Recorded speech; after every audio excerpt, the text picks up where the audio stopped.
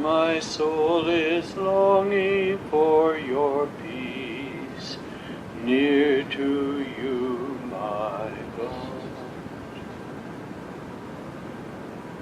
Responsible serving within the church. A reading from Acts 2, verse 42.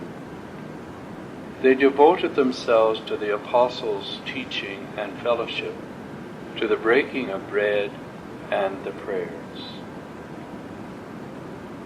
We are called to understand that serving is directed to the service of God and one another, and recognizing that is through our communion with our national and local leaders, and our communion with the local bishop, that we affirm our unity with the Pope and the teachings of the universal church.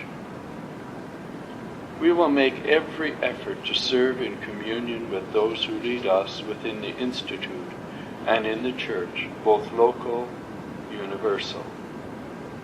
We will participate in the life and projects of the Institute, and also in the life and projects of the church.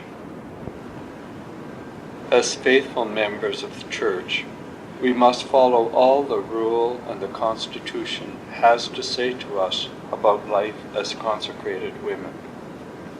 Also to follow all the diocesan policies, protocols, liturgical norms, and pastoral practices set out in the diocese where we live.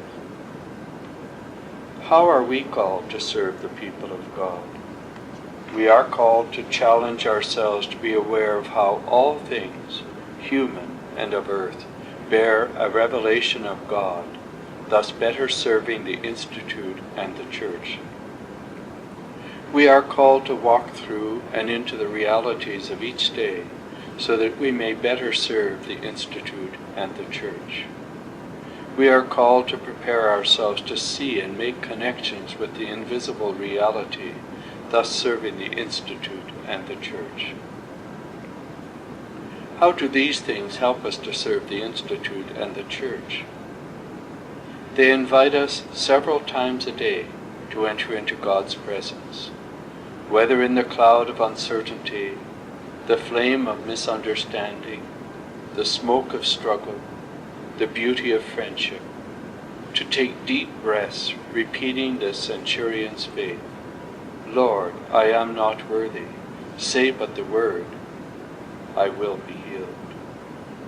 To let the sacrament of the moment nourish us, to transform us, to bring us to thanksgiving, to allow the word to heal.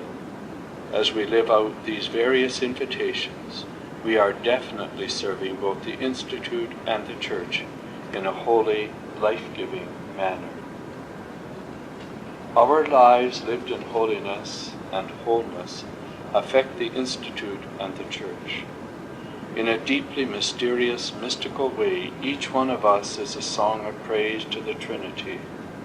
As our conversion transformation unfolds in God's loving compassion, our unique songs become more beautiful, more transparent. We begin to notice that in the deepest core of our beings there is a potential healer, a tender lover, a faithful friend.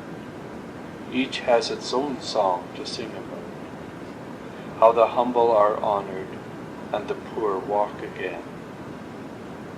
What do we need to change in our own lives in order to sing this song of praise?